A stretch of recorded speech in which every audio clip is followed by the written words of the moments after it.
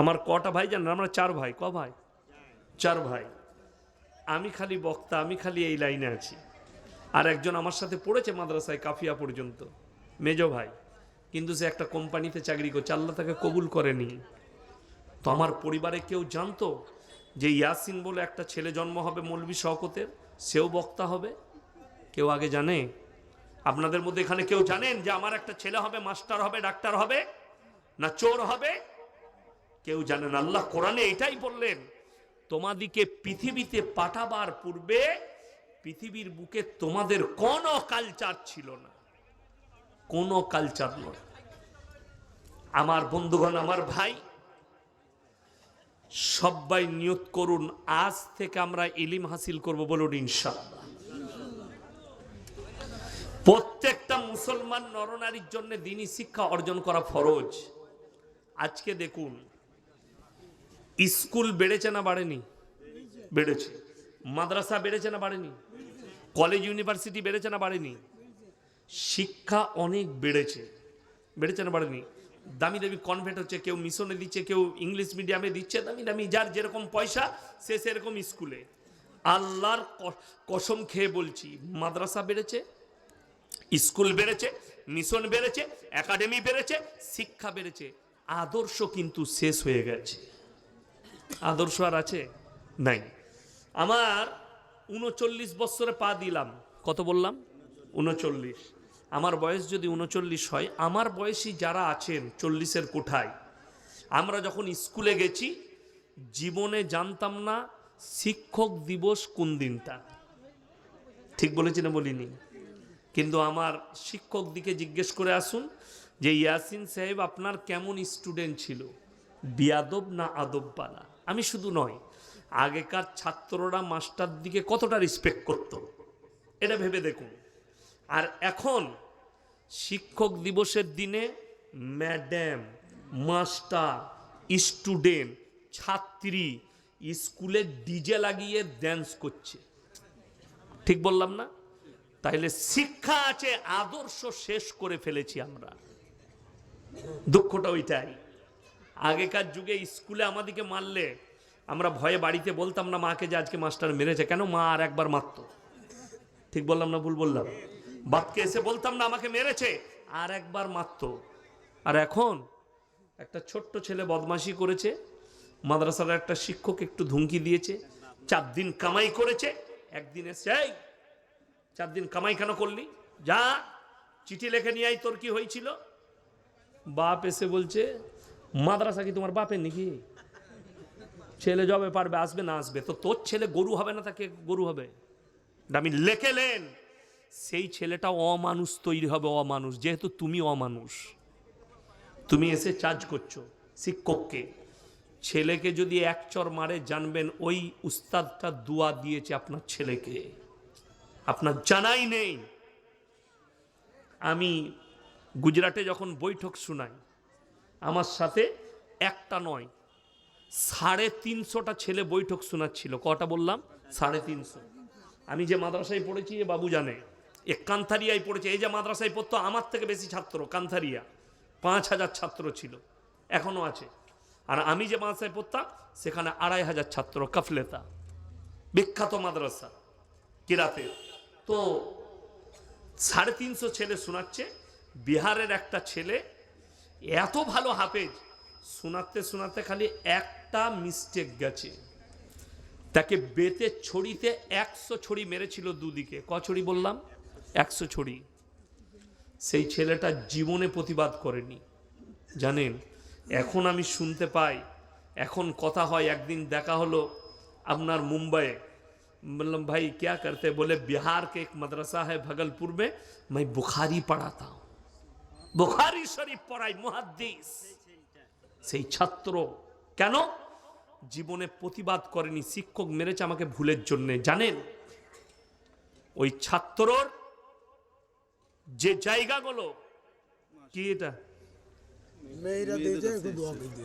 মেয়েরা দিয়েছে, ওদের দোয়া লাগবে না, ওদের যা জিনিস আছে ওরা নিজেরাই দোয়া করে নেবে। ছাড়ো, যাও, মেলা ঘুরলে দোয়া হয়ে যাবে। যাই হোক, লাস্টে করে দেবো, নাহলে ওরা রেগে পালিয়ে যাবে, তাই না? লাস্টে করব ডোজও দিয়ে যাব। চলুন, আমি যেটা বলছিলাম যে আপনার সন্তানকে যদি মানুষ করতে চান, জ্ঞানী করতে চান, সন্তান যদি মাস্টার হোক, শিক্ষক হোক, গুরুজনের নামে অভিযোগ করে, সেটা শুনবেন না, সেটা শুনবেন না। আমার মেয়ে এসে একদিন বলল, আব্বা প্রজেক্ট জমা দেওয়া হয়নি, মাস্টারকে ভয় লাগছে, মাস্টার অনেক ছেলে জমা নেয়নি, দেরি হয়েছে বলে। আমি গেলাম, মাস্টার খেতে খেতে উঠে এলো, আমাকে বলছে হুজুর কি হয়েছে স্যার কি হয়েছে? আমি বললাম মেয়েটার প্রজেক্ট জমা হয়নি। ও ভয় দিতে আমাকে দেখালো যে আপনার মেয়ে 6 মাস থেকে প্রজেক্টটা জমা দেয়নি। আমি মাস্টারের সামনে বললাম যে দ্বিতীয়বার তোমার এই ভুলটা আমি যেন শুনতে না পাই। আমি নিজের মেয়েকে বললাম, আমি বললাম স্যার ও ভুল করেছে, অন্যায় হয়েছে ওর। বলছে না স্যার এরকম বলবেন না হুজুর। আমি বললাম না, আমি মেয়েকে ডাঁটলাম মাস্টারের সামনে। কেন? সে আমাকে সম্মান করে কিছু বলবে না, আমার মেয়ে সাহস পাবে আরো বড় অন্যায় করার। সে আগামীতে করবে, জানে আমার বাপ এলে এরা ছেড়ে দিবে। ওই জন্য আমি ডাঁটলাম যে এরপর জীবনে তোমাকে স্কুলই পড়তে দেবো না, আমি ছাড়িয়ে দেবো। এরকম বিয়াদবি করলে আমাকে যেন স্কুলে যেতে না হয়। সেই মেয়ে আর জীবনে ভুল করবে না। আর আপনি যদি মেয়ের হয়ে কি হয়েছে কি জমা লিবেন না কেন, সেই মাস্টার আপনার ভয়ে জমা লিবে, আপনার মেয়ার মানুষ হবে না, অমানুষ তৈরি হবে। এটা লিখেলেন, অমানুষ। আমার হেডমাস্টার এখন যিনি আছেন প্রবীর বাবু নাম, স্কুলে যতগুলো মাস্টার আছেন আমাকে কেউ পড়ায়নি, একমাত্র প্রবীর বাবু পড়িয়েছেন, এখন উনি হেড হয়েছেন। সেদিনে গেলাম, এগিয়ে এলো, ভালো আছেন বাবু? আমি বললাম ভালো আছি স্যার, আপনি ভালো আছেন? বলে আমি তো তোমার আর তোমার বাবার প্রোগ্রাম আমি দেখি। আমাকে মোবাইলে দেখালো, এত মোবাইল খুললি তোমার আর তোমার বাবার প্রোগ্রাম। হিন্দু ব্যক্তি মাস্টার, খুব ভদ্র অমায়িক, আমার জীবনের মাস্টার। তিনি কেন সম্মান করে জানেন? পড়ার জীবন থেকে তিনাদিকে সম্মান করেছি, রিসপেক্ট করি। আপনি সম্মান করেন। আর বাবা যারা আছেন মাদ্রাসায় পাঠান আর স্কুলে পাঠান আর যেখানে মিশনে পাঠান, ছেলে যদি অভিযোগ করে ছেলের অভিযোগ শুনবেন না, আগে হাকিকত জানবেন। ছেলের ভুল থাকলে মাস্টারের সামনে এক চড় মারুন, আপনার ছেলে মানুষ হবে। আজকে তো খালি ডিম ভাত খাচ্ছে আর থালা বাজিয়ে ঘর আসছে। সরকার বলে দিয়েছে ভাত পাবে 8 পর্যন্ত, ভাত পাবে না, পাবে না রোজ। আমার মেয়ে একটা প্রাইমারি স্কুলে পড়ে, তো খাই না, মাঝে মাঝে দেখছি ডিম নিয়ে। আমি ডিমটা কোথায় পেলি? বলে দিয়েছে স্কুলে। আমি তাই? বলে আমি, আমার মেয়ে, ছোট মেয়ে ডিম সিদ্ধ খাই না। আমি বললাম এটা, আমাকে বলে আব্বু তুমি খেয়ে নাও। আমি কোথায় পেয়েছিস? আমি বললাম ও বিড়ালটাকে নাহলে কুকুরটাকে দিয়াই। এইসব খেয়েই তো সব শেষ হয়ে গেল, পড়ালেখা উঠে গেল। ঢোল বাজা, থালা বাজা, ঘন্টা পড়বে, খানা শুরু, দিয়ে স্কুলে পড়ালেখা উঠে গেল। এই মৌলবি যারা বসে আছে, আমরা যখন পড়েছি, এখন তো অনেক ভালো মাদ্রাসার সিস্টেম, আপনারা তো অনেক টাকা দিচ্ছেন, তখন আমরা সোজা করে ভালো খাবার পাইনি, পুঁই শাকের ঘ্যাঁট আর ভাত খেয়েছি। এখন তো রোজ মাংস খাচ্ছে বাচ্চারা, অনেক ছেলেরা। ওই জন্যে শুনেলেন, যারা এখানে আছেন মাদ্রাসায় বাচ্চাকে পাঠান না, তারা চরম ক্ষতি করছেন নিজের সন্তানের।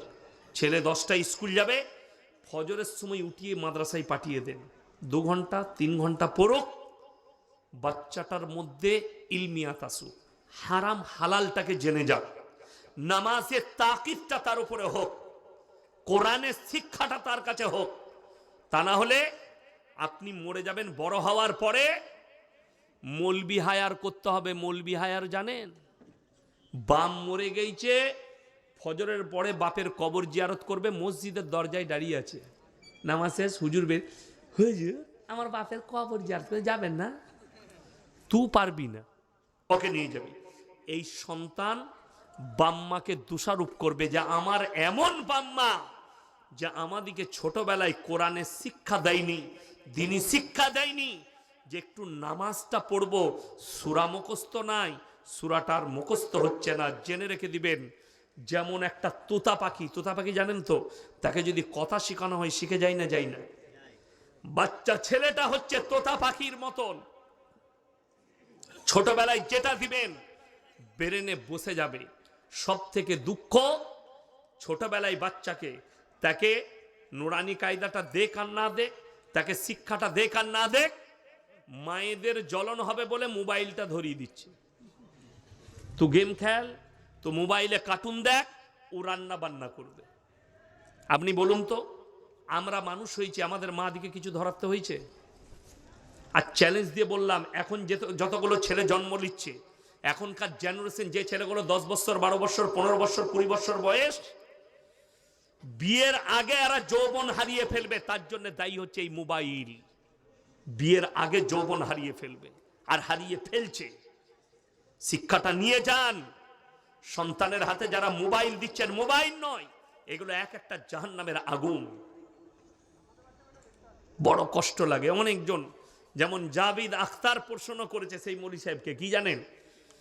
पूरे दुनिया तो अल्लाह ने बनाया, अगर अल्लाह ने बनाया तो गलत सही दोनों अल्लाह ने बनाया, तो जो गलत कर रहा है ये जहन्नम में क्यों जाएंगे? আপনি বলুন, এই মোবাইলটা যে তৈরি করেছে, মোবাইলটা যে ইউজ করবে, তার উপরে হারাম হালালের ফতোয়া দাঁড়াবে, না যে তৈরি করেছে তার উপরে ফতোয়া দাঁড়াবে? কথা বলে না? আচ্ছা, ছুরি তৈরি করে না কামাররা? তো ছুরিটা তৈরির পরে, ছুরিটা আপনি বাড়িতে গরু জবাই করার জন্য নেবেন, মুরগি জবাইয়ের জন্য নেবেন, কোনো ডাল কাটার জন্য।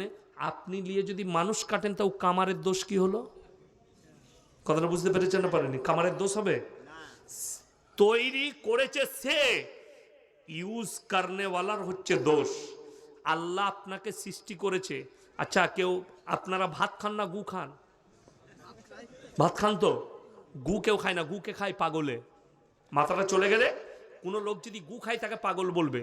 তাইলে এই বুদ্ধিটা যখন আছে যে আমি প্লেটে ভালো খাবারটা খাবো, আপনাদের এখানে বেলডাঙ্গাতে সবজি বাজার আছে, আখের মিল আছে, আছে না নয়? সবজি এখানেও আছে, মোড়েতে পাবেন। তো কোনো এরকম ভালো লোক আছে, গিয়ে বলবে পচা টমাটোরগুলো ভরবি তো, 2 টাকা বেশি দেবো কিলোতে, কেউ নিবে? তাকে পাগল বলবে লোকে। তুমি বাঁধাকপিটা দেখে নিবে, ফুলকপিটা দেখে নিবে, টমাটোরটা দেখে নিবে, মাছটা দেখে নিবে পেটটা গলা কিনা। তুমি মাছটা চিনতে পারলে পচা কিনা, টমাটো চিনতে পারলে। আর তুমি ভালো মন্দ বুঝতে পারোনি, ওই জন্য অনেক নেমো খারাম কি বলে জানেন? ওয়া তো মৌলী সাহেবরা বলেই দিয়েছে যে আল্লাহ হিদায়ত দিবে, তো আমি হিদায়ত দিলে নামাজ পড়বো। বলে না? এ এক হারামখোর। কি মানে, এদিকে জুতো মারার আর লোক নাই। এটা একটা দল যে আল্লাহ হিদায়ত দিলে নামাজ পড়বো, যখন মৌলী সাহেবরা বলেছে। আমার বন্ধুগণ, আল্লাহ গোটা পৃথিবী সৃষ্টি করেছে বৈধ আর অবৈধর জন্য কোরআন আর রসুলের হাদিস, ঠিক কিনা কথা বলেন? তাহলে কোরআন থেকে যখন বুঝতে পারবেন আল্লাহ এই জিনিসটাকে বৈধ করে দিয়েছে, জাহান্নাম আর জান্নাত আছে না নেই? কোরআন শোনাবো আপনাদেরকে। পৃথিবীতে আল্লাহ যা কিছু সৃষ্টি করেছে জোড়া জোড়া। কি বললাম? জোড়া জোড়া। আলাম নাজালিল আরদা মিহাদা ওয়াল জিবালা আওতাদা ওয়া খালাকনাকুম আজওয়াজা। সব আমি জোড়া জোড়া সৃষ্টি করেছি। আমি আল্লাহ খালি বিজোড়।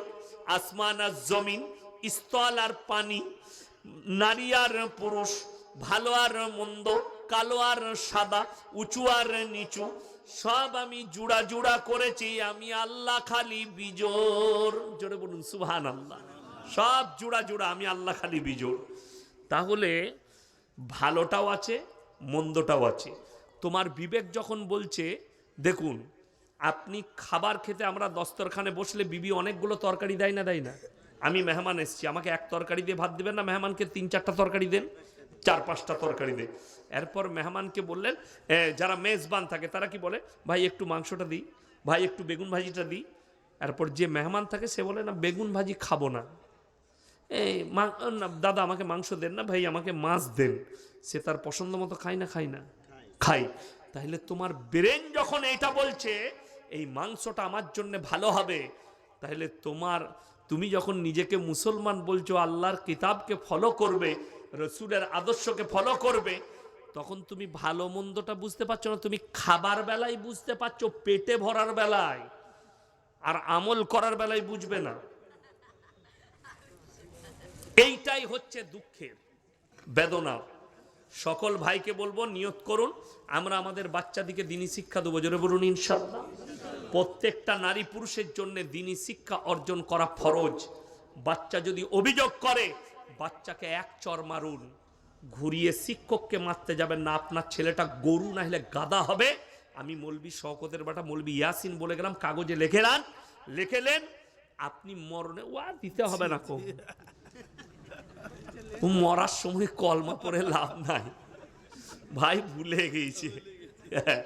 যাই হোক, ও চলবে, বিনা ব্যাজ বলাই মাল। আমি কি বুঝলেন, আমি যেটা বলছি, প্রত্যেকটা ভাই আর পর নিয়ত করুন আমরা মুমিন হব। জোরে বলুন ইনশাআল্লাহ।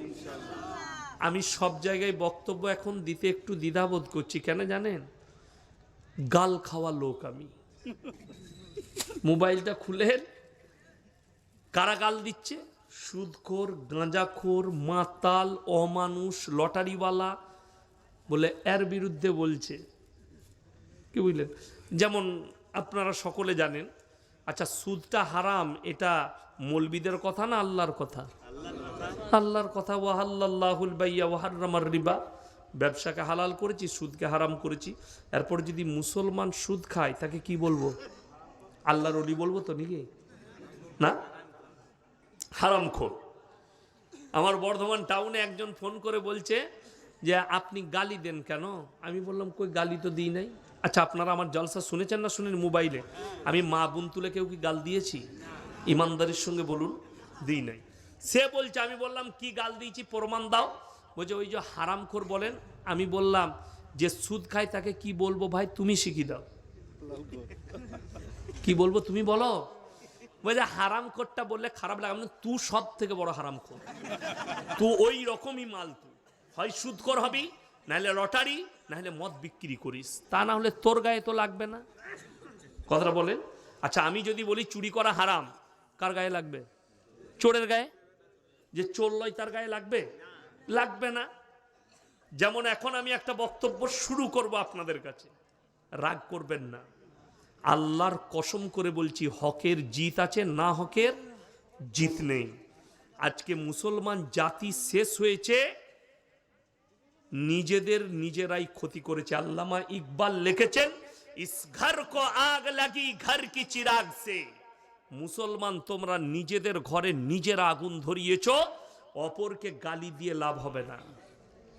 কাকে গালি দেবেন আপনি? কোরআন শুনেলেন, এত সুন্দর ভাষা কোরআন বলেছে। পৃথিবীর কোন মানুষ, কি বললাম? মানুষ বললাম না মুসলমান বললাম? মানুষ, এটা কোরআনের ভাষা। আল্লাহ কোরআনে কোনো ধর্ম মেনশন করেননি। কোন মানুষ যদি কোনো মানুষকে অন্যায়ভাবে হত্যা করে, সে যেন গোটা মানব জাতিকে হত্যা করলো। কোন মানুষ যদি কোনো মানুষের উপকার করে, সে যেন গোটা মানব জাতির উপকার করলো। আপনাকে একটা বাস্তব চিত্র বলি, রসুলের হাদিস আছে, মুমিন তোমরা ততক্ষণ হতে পারবে না যতক্ষণ পর্যন্ত তোমার কাছ থেকে তোমার প্রতিবেশী সুরক্ষিত নয়। সুরক্ষা মানে কি? শুধু হাতের নয়, হাতের, জুবানের, ব্যবহারের, আখলাকের, চরিত্রের, চারিদিক দিয়ে সে যেন কষ্ট তোমার কাছে না পায়। আজকে আপনাকে আমি বহরমপুর কোর্টে, মানে মুর্শিদাবাদের 1000টা কেস দেখাবো, ড্রেন নিয়ে, জায়গা নিয়ে। হয়ে আছে না নাই? পাশাপাশি দু ভাই বাড়ি করছে, ও 1 ফুট ছেড়ে করেছে, বলছে আমি 2 ফুট ছাড়বো না, আমি 8 ফুট ছাড়বো, 9 ইঞ্চি। বলছে মধ্যে দিয়ে একটা ড্রেন যাবে, বড় ভাই বলছে যেতে দেবো না, ছোট ভাই বলছে দেবো। তাহলে কি করবি? মারামারি, কোর্টে মামলা। সে মামলা এখনো চলছে। আচ্ছা বলুন তো, মরে যাওয়ার পরে ওই জায়গাটাও সাথে করে নিয়ে যাবে তো কবরে? হাই আল্লাহ! মুসলমান, আমি বললাম না যে নিজের ঘরে নিজের আগুন ধরাচ্ছে, অথচ রসুল বলেছে তারা মুমিনই হতে পারবে না। তুমি দেখো না তোমার বাড়ির পাশে কোন ব্যক্তি বাস করছে, সে হিন্দু হোক, দলিত হোক, আদিবাসী হোক, খ্রিস্টান হোক, ক্ষুধার্ত হলে খাবার দাও, বস্ত্রহীন হলে বস্ত্র দাও, বিপদে পড়লে পাশে দাঁড়াও। এইটাই হচ্ছে রাসূল সাল্লাল্লাহু আলাইহি সাল্লামের আদর্শ। আজকে দুঃখ, গ্রামের বড় লোকরা দামি দামি ব্ল্যাঙ্কেট গায়ে দিচ্ছে, তার পাশের ঘরের গরিবের একটা চাদর নেই, সে একটা চাদর কিনে দিতে পারে না। কিন্তু কি বলছে জানেন, আমি বেলডাঙ্গায় মাদ্রাসায় গিয়ে 50,000 দিয়ে এলাম, তুই ঝাঁটা জুতো খাবি কবরে, লেখে লাও। এই মাদ্রাসার আদায় হচ্ছে। আপনি ইয়াসিন সাহেবকে ভালোবাসেন, আমার হাতে 10,000 টাকা দিলেন, অথচ আপনি খোঁজ রাখেন না আপনার পাশের গরিব আব্দুর রহমান খেতে পাই না। আমি বলে যাচ্ছি আল্লাহর কসম দান কবুল হবে না। এটা কোরআন। ওয়া আতিদাল কুরবা, কাছের গরিবকে আগে দেখো। নবীজি সাল্লাল্লাহু আলাইহি সাল্লামের হাদিস, তোমরা তোমাদের বাড়ির দেওয়ালটা এত উঁচু করো না তোমার পাশের গরিবের গরিবিটা না দেখতে পাও। আজকে আপনি ভেবে দেখুন, গরিবিটা তো দূরের কথা, এই যে হক, রাসূলের হাদিস শুনে নেন, কিয়ামত তোমরা বুঝতে পারবে কখন, যখন তোমরা দেখতে পাবে অশিক্ষিত সাধারণ মূর্খরা নেতৃত্ব দিচ্ছে আর শিক্ষিতরা চুপচাপ বসে দেখছে। আজকে পশ্চিমবাংলায় বেশিরভাগ, আপনাদের জলসা বলে বলি নাই, পশ্চিমবাংলায় 100টা জলসার মধ্যে 90টা জলসা কমিটি বেনামাজি, নামাজি পড়ে না। ঠিক বললাম না ভুল বললাম? যদি কোনো বাপের বেটা টক্কর নেয়, সে আমার সঙ্গে যে কোনো জলসায় অ্যাটেন্ড করবে, সব কমিটি ব্যাচওয়ালাগুলোকে দাঁড় করাবো, আর গ্রামের লোক দেখে বলে দিবে এটা 5 ওয়াক্তের। আর আমারটা যদি মিথ্যা হয় আমি উইথড্র করে নেবো, ক্ষমা চেয়ে নেবো। আর আমি বাস্তব বলছি, এটা নেতৃত্ব দিচ্ছে কে? অশিক্ষিত সাধারণ।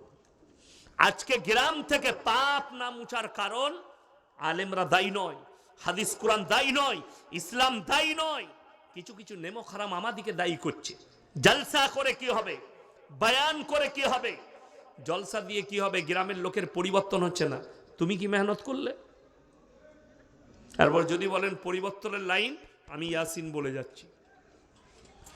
গ্রাম থেকে রেজুলেশন করুন, পাস করান, মসজিদে দাঁড়িয়ে সেক্রেটারি শোনাবে কি, যে লোক সুদ খাবে, সুদের ব্যবসা করবে প্রকাশ্যে, তার কোনো চাঁদা মসজিদে নেওয়া হবে না, ইমামকে ভাত দিতে পাবে না, তাকে আমরা সমাজে মিশতে নেব না। আমি বলছি কাল কি সুদ ছাড়বে? রাজ্যটার নাম হচ্ছে মধ্যপ্রদেশ, শহরটার নাম ইন্দোর। আমি 2 বার জলসা করেছি ইন্দোরে, বাঙালিদের জলসা, 10-12 হাজার শ্রোতা হয়, দারুণ খাবার খাওয়াই, আমি 2 বার জলসা করেছি।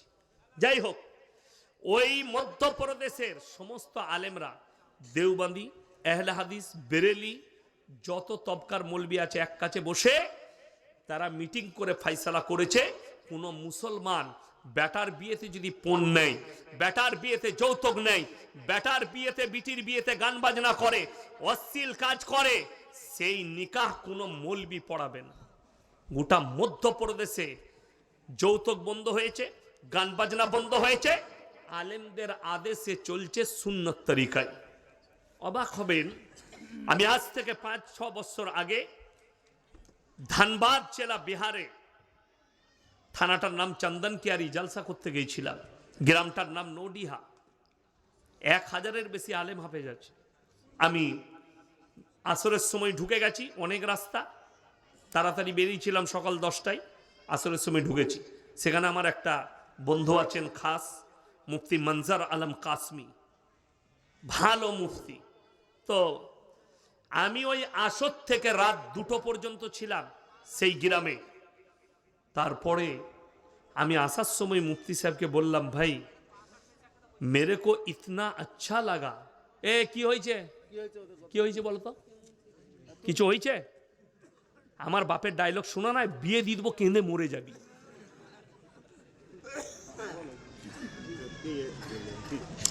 গল্প করলে চায়ের দোকানে যাও, মেলা চলছে দেখবা, এইখানে কথাবার্তা বলো না। এমন ছিলা ছিলবো, জীবন আমাকে দাওয়াত দিবি না। হ্যাঁ, আমি খুব নরম লোক, গোলমাল করলে কিন্তু ছাড়বো না। তো সেই গ্রামে আমি তাকে জিজ্ঞেস করলাম, বিশ্বাস করুন রাত 2টো পর্যন্ত রাস্তায় প্যান্ডেলে একটা 10 বছরের বাচ্চা মেয়েকেও আমি দেখতে পাইনি, গোটা গ্রামে রাস্তায়। तो আমি জিজ্ঞেস করলাম, भाई आपका गांव का महल इतना अच्छा क्यों है? कोई औरत नहीं दिखी, यहां तक के एक बच्ची भी नहीं दिखी। তিনি কি বললেন জানেন? আমাদের গ্রামের নেতৃত্ব যারা দেয় তারা হচ্ছে উলামায়ে দ্বীন, ইমাম আলেমরা। পরিবেশ তারা তৈরি করে। বিশ্বাস করুন, গ্রামের পরিবেশ তৈরি করতে চাইলে ইমামকে নেতা হিসাবে সিলেক্ট করুন, আলেমদিকে নেতা হিসাবে সিলেক্ট করুন, গ্রামের পরিবেশ তৈরি হবে। আর যদি গাঁজাখোর মাতালকে নেতা ভাবেন তো জিনা করার, গাঁজা করার মাতাল আর গুটকা খোর ছাড়া কিছু তৈরি হবে না। আমি বললি খারাপ বলবি, আমাকে দাওয়াত দিবেন না, আলহামদুলিল্লাহ। দাওয়াতের ভুকা ইয়াসিন নয়, আমি বাস্তব সত্য যেটা সেটা বলছি। আপনি বলুন তো, মসজিদে ইমাম রাখলে ইন্টারভিউ লিয়া হয় না, হয় না? কথা বলে না? এলাকার আলেম দিকে ডাকে না, যে দেখুন তো একটা ইমাম এসছে, এটা চলবে কিনা, বা তাকে জিজ্ঞেস করে কোথায় পড়াশোনা করেছেন, ডিগ্রি কি আছে, বাড়ি কোথায়, 5 বার যাচাই করেন। একটা ইমামের এত ইন্টারভিউ হয়, অথচ মসজিদ কমিটি তৈরি করলে সুদ খেয়ে বড় লোক হোক, লোকের মেরে নিয়ে হোক, চুরি করে হোক, পয়সা থাকলেই সে কমিটি। রাগ করে না, বাস্তব বলছি। কোনোদিন এই শর্তটা জিজ্ঞেস করেছেন যে মাদ্রাসায় এতগুলো শিক্ষক আছে, হুজুর কোন কোন লোক কি কি চরিত্র থাকলে সে মসজিদ কমিটিতে থাকতে পারবে, একটু লিখে দেন তো? কেউ এসছে কোনোদিন?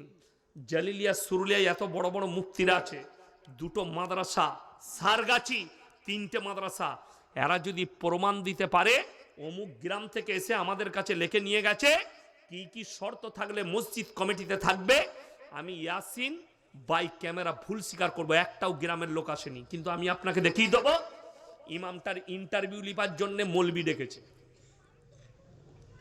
ইমামের ইন্টারভিউ হবে, আর মসজিদের সেক্রেটারি করবে, মসজিদের ক্যাশিয়ার করবে, মসজিদের প্রেসিডেন্ট হবে, তার ইন্টারভিউ হবে না? অনেকজন তো বলবো ভাইয়ের সম্পত্তি মেরে নিয়ে হজ করে এসে মসজিদের সেক্রেটারি, হ্যাঁ মতোয়াল্লি সেজেছে। আমি দেখি দেবো, আমার বর্ধমানে আছে। অবাক করার তথ্য দিচ্ছি, একটা নার্সভূমে বর্ধমানে একজন মারা গেছে। আমি কোন গ্রামের বলবো না, কিন্তু বর্ধমান টাউনে ঘটনাটা ঘটেছে। নার্সভূম বড়, মারা গেছে। আজকেও আমার সাথে এসছে আশা নার্সভূমের মালিক নাসির ভাই, আমার খুব কাছের মানুষ অন্তরে, আমার সাথে এসছে আজকে জলসায়, সাথে নিয়ে এসছি। কই পানি দেন তো। তো রাত 2টোর সময় বাপ মরে যাচ্ছে, ক্যাবিনে আছে, মারা গেছে। একটা আয়া আছে নার্স, তার সাথে বাইরে বেটা দাঁড়িয়ে ছিল, বড় বেটা, তাকে এসে বললে তোমার বাপ মারা গেছে। তাকে বললে কেউ কি বলবি না, চুপ করে থাক। হ্যাঁ আলহামদুলিল্লাহ, কেউ কি বলবি না, তোকে 10,000 টাকা দিচ্ছি। তার হাতে 10,000 টাকা দিয়েছে, ওই মরা বাপের টিপ নিয়েছে, মরা বাপের কাগজে, অথচ সে মাল মসজিদ কমিটিতে আছে। আমি নাম করব না, যদি সে আমার জলসাটা শুনে তুমি হারাম কর বুঝে নিবে, তোমাকেই বললাম, পারিস তো আমার যা পারি করে নিবে, নাম তো আমি লি নাই। কথাটা ঠিক কি না? নাম, আর তুমি যদি করে থাকো তোমার গায়ে লাগবে না, লাগবে কেন? তারপরে যখন জানাজা হয়ে গেছে, 1 মাস কেটে গেছে, ভাইরা বলছে বাপ তো মরেই গেল, 3টে ভাই, তা এই সম্পত্তিগুলো ভাগ করলে, কে কোন জমিটা নিবি সব ভাগ করলি, আই ভালো, বাপ মারা গেছে। ই তখন বলছে ভাগ করবি কি মানে, বাপ তো লেখে গেছে আমাকে, সারা কাগজ দেখাচ্ছে, তোর মাথা খারাপ, বাপের টিপ, বাপের সই। বাস সন্দেহ হলো একটা ভাইয়ের, শিক্ষিত, সে নার্সিংহোমে গিয়ে বললে পরিষ্কার, যে তারিখে আমার বাপ মরে হলো সিসি ক্যামেরা খুলো। রাতের বেলায় যেমনি খুলেছে, মেয়েটাকে 10,000 দিয়েছে, ধরা পড়েছে, টিপ লিখছে, ধরা পড়েছে, মাল যাবে কোথায়? তাকে নিয়ে এসে দেখিয়েছে ক্যামেরাটা, দেখো তুমি কি কাণ্ড করেছো। বিচার ডাকলো, গ্রামের লোকও মনে মনে ভাবলো আচ্ছা মসজিদ কমিটি পেয়েছি আমরা।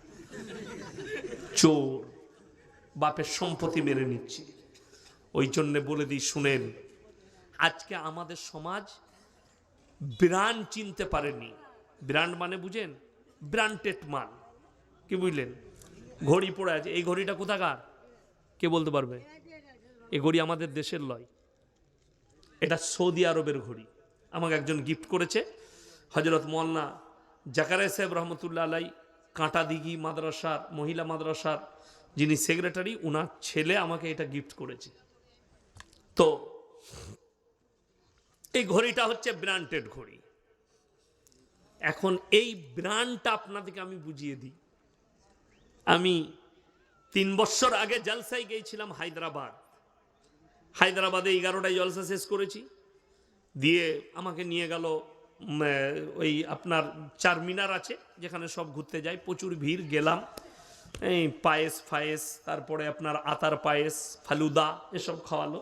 একটা ছেলে দেখছি ঠেলা গাড়িতে ঘড়ি বিক্রি করছে, চকচকে পারা। আমি বললাম কিতনা রুপে? একটা কালো ঘড়ি আমার পছন্দ হলো। ভাই কিতনা কিমাত হ্যাঁ? বলে হজরত 200 রুপये। আমরা 150 में मिलेगा? বলে লে লিজিয়ে। আমি নিলাম, হাতে পরে নিয়ে টাকা মিটিয়ে দিলাম। রাত্রে ফজরের সময় উঠে সেই ঘড়ি পড়ি, মক্কা মসজিদের পাশে নামাজ পড়লাম একটা গোল মসজিদে, পেস্তা হাউসে চা খেলাম 2 কাপ, চলে গেলাম এয়ারপোর্টে। নামলাম আমি এসে দুর্গাপুর কাজী নজরুল ইসলাম এয়ারপোর্টে। আমার ড্রাইভার আমাকে গাড়িতে তুললো, আপনাদের মুর্শিদাবাদ ধুলিয়ানে জলসায় এলাম। জলসায় ঢুকলাম, হাতে ঘড়িটাই আছে। আমি বললাম তোমরা কি ব্র্যান্ড চিনো? বলে হুজুর চিনি। আমি বললাম আমার হাতের ঘড়িটা কত দাম হতে পারে বলো।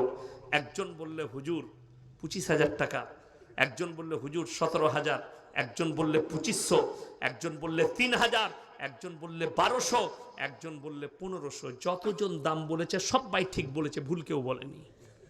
কেন বলুন তো?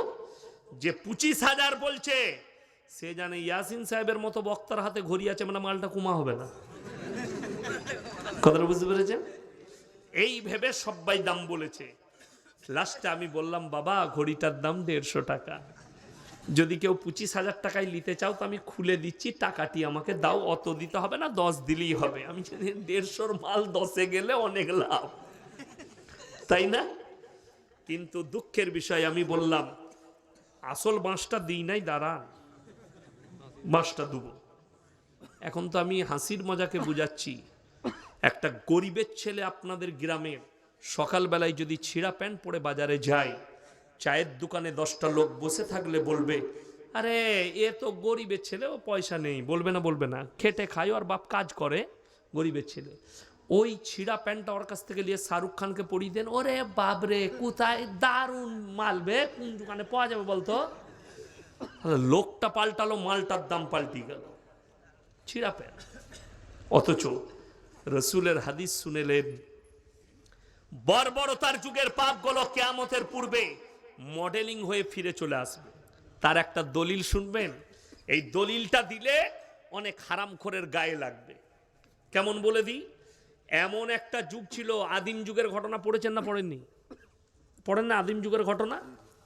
কি লেখা আছে ইতিহাসে? মানুষ আগে বাঁদর ছিল, তারপরে উন্নতি লাভ করে। তা আমি খালি চিন্তা করছি আল্লাহ, কলকাতা আলিপুর চিড়িয়াখানায় এতগুলো বন মানুষ আছে, 30 বছরও একটা মানুষ করতে পারলেন। তার মানে ইতিহাসটা যে লিখেছে এমনি লেখে নাই, 14.5 কেজি গাঁজা খেয়ে লিখেছে। বান্দর আলাদা সৃষ্টি, ইনসান আলাদা সৃষ্টি, অথচ ইতিহাসে লিখে দিয়েছে বান্দর থেকে মানুষ হয়েছে। যা বুঝে করগা, তোরা খুঁজে বেড়া মাল কোথায় আছে। যাই হোক, মানুষ আগে কাপড় পরতে জানতো না, ঠিক কিনা? এরকম ব্র্যান্ডের কাপড় ছিল, এরকম লুঙ্গি ছিল। মানুষ গাছের ছালের কাপড় করে পরতো, বস্তার মতো পরতো, উলঙ্গ থাকতো, ছিঁড়া কাপড় পরতো। এটা ছিল বর্বরতার যুগে। অনেক মহিলা, অনেক মানুষ ন্যাংটো ঘুরে বেড়াতো, যারা বর্বর ছিল, যারা জিনায় লিপ্ত থাকতো। আর এখন যে যত বেশি ন্যাংটো হবে সে তত বেশি মডেলিং। এটা আখরি জামানা। ঠিক বললাম না ভুল বললাম? যে যত ন্যাংটো হবে সে তত মডেলিং। ওই জন্যই তো আমাদিকে বলে এরা মৌলবি সাহেব, বিশ্বাস করুন, পর্দার কথা কেন বলি জানেন? আপনারা বুঝতে পেরেছেন। এত বড় অন্যায় কাজ করেছে কোথাকার বিহারের মুখ্যমন্ত্রী, একটা নারীর হিজাব ধরে টেনেছে তার মুখটা দেখবো বলে। শাহ আতাউল্লাহ বুখারী রহমতুল্লাহ আলাইহি, নাম শুনেছেন তো? আলেমরা চিনেন। শাহ আতাউল্লাহ বুখারী রহমতুল্লাহ আলাইহির দরবারে একজন 75 বৎসরের মহিলা এলেন, পর্দায় দাঁড়িয়ে আছেন। তিনি বললেন, मैं आपके मुरीद होना चाहती हूं, আমি আপনার কাছে বায়েত হব। তো শাহ আতাউল্লাহ বুখারী রহমতুল্লাহ আলাইহি উত্তর দিলেন, अरे तुम 75 साल की बुड्ढी हो और मैं 75 साल का बुड्ढा हूं, लेकिन जवानी कभी बुढ़ा पर नहीं आती। जवानीटा बुড়োই না, মানুষ বুড়িয়ে যায়, যৌবনটা শেষ হয়ে যায়, তার দিলেতে যে যৌবনটা থাকে সেটা বুড়োই না। তো ও হারাম করে এখনো বুড়োই নাই, ওর ভেতরে যৌবনটা চেগিয়ে আছে, তার একটা বিয়ে কর। কে মানা করেছে তোকে? 4-5টা করেলে সকালবেলায় একজনের মুখ দেখবি, রাতের বেলায় আর একজনের দেখবি, তাদেরকে ন্যাংটো করে রেখে দে তোর যদি দরকার থাকে। কিন্তু দুঃখের বিষয় জানেন আপনারা, আরবের একটা শেখদের দুবাইয়ের, তার বিবি শখ করেছে যে আমি আইল্যান্ডে বিকিনি পরে ঘুরবো, তার শখ, তার বিবির। সে দেখলে বিবির শখ পূরণ করতে হবে, পুরো একটা আইল্যান্ড কিনে নিয়ে খালি করে দিলে আইল্যান্ডটা কেউ থাকবে না, তুমি আর আমি বলে, এরপর ঘুরে বেড়া ন্যাংটো হয়ে দেখি। তার বিবির শখ মিটিয়ে গেল। সে তো চাইছিল দলের মাঝে ঘুরবো, এই পুরো আইল্যান্ডটা কিনে নিয়েছে, পুরো আইল্যান্ডটা পুরো খালি করে দাও আমার। এরপর বউকে বলে, তোকে বাগে খাবে না ভালুকে, তুই ন্যাংটো ঘুরে বেড়া। বড় কষ্টের বিষয়, ইসলামের একটা মারাত্মক চ্যাপ্টার হচ্ছে পর্দা, নারীদের একটা মারাত্মক চ্যাপ্টার হচ্ছে পর্দা। এরপর কারোর মধ্যে যদি মানুষত্ব না থাকে আপনি কি করবেন? রাসূলের হাদিস আমি এক্ষুনি শোনালাম, যখন তোমরা দেখবে কিয়ামত কাছে অশিক্ষিত মূর্খরা দেশ চালাবে আর শিক্ষিতরা চুপচাপ বসে দেখবে। এইরকম মূর্খ মুখ্যমন্ত্রী হলে সে তো মানুষের নারীদের হিজাব ধরে টানবে। কেউ কেউ বলছে ও তো সিরেফ কাপড়া কো হাঁটায়া, কাপড়টা ধরে টেনেছে। সেই হারামখোরকে বলবো, তোর মা বাজারে থাকবে আর আমি খালি কাপড়টা এরকম করে ধরে টেনে দেবো, তাহলে কোনো হবে না? কত বড় কথা যে কাপড়টা ধরেছে, এই ব্যক্তিটাকে জেলের কুঠরিতে ভরে দেওয়া দরকার। শুনলেন, ইসলামী শাসন হলে হত্যা করার হুকুম ছিল। আজকে দেখলেন কত দুঃখের বিষয়। আপনারা দেখেছেন বাংলাদেশে কোনো এক হিন্দুদের ছেলে, নামটা আমি জানি না, সেই ছেলেটা ইসলামকে কুটতি করেছে, কোনো কথা বলেছে, কি বলেছে সেটাও আমি দেখিনি, খালি মোবাইলে কার রাতে যেতে যেতে দেখলাম মুসলমানরা তাকে উল্টো টাঙ্গিয়ে আগুন ধরিয়ে দিয়েছে, পুড়িয়ে মেরে দিয়েছে। যদি জিজ্ঞেস করেন এটা মারাত্মক অপরাধ করেছে। যদি বলেন ইসলামকে গালি দিয়েছে, ইসলামকে গালি এরা তো দূরের কথা। যারা বাংলাদেশের মুসলমান আছেন, আমার ভারতের মুমিন ভাই আছেন, দিনী ভাই যারা আমার বক্তব্য বাংলাদেশে শুনেন, দেশ বিদেশের, অনুরোধ করে বলছি, কালকে আমার এই জলসাটা ছুটবে গোটা পৃথিবীতে, শুনে যান। তাহলে তোমরা নবীজি সাল্লাল্লাহু আলাইহি সাল্লামের বিজয়ের হাদিসগুলো পড়ে নাও। যেদিনে নবীজি মক্কা বিজয় করেছেন, সেই দিনে সাহাবীরা তলোয়ার নিয়ে দাঁড়িয়ে গেছে। আজকে আমরা বদলা লব। আম্মার ইবনে ইয়াসিনের মায়ের দু পায়ে উঠ বেঁধে দুদিকে তাড়িয়ে দিয়েছে কাফেররা, আখ ফারার মতো ফারা গেছে। হযরতে উসমানে গনি রাদিয়াল্লাহু তাআলা আনহুকে 40 দিন হাত পা বেঁধে গরম বালুতে ফেলে রেখেছে, পানি দেয়নি। হযরতে উমর ফারুক রাদিয়াল্লাহু তাআলা আনহুকে ফজরের নামাজে ভুজালি মারা হয়েছে। সৈয়দনা বেলাল হাবসি রাদিয়াল্লাহু তাআলা আনহু কোমরে দড়ি বেঁধে উটের পেছনে বাঁধা হয়েছে, ছেঁচুড়ে ছেঁচুড়ে গেছে। নবীজি কোরআন পড়ছেন কাবা ঘরের ভেতরে, বেঈমানরা বাইরে তাবলীগ করছে, কি বলে জানেন? ওয়াকাল আল্লাযীনা কাফারু লা তাসমাউ লিহাযাল কুরআন ওয়ালগাউ ফীহি লাআল্লাকুম তাগলিবুন।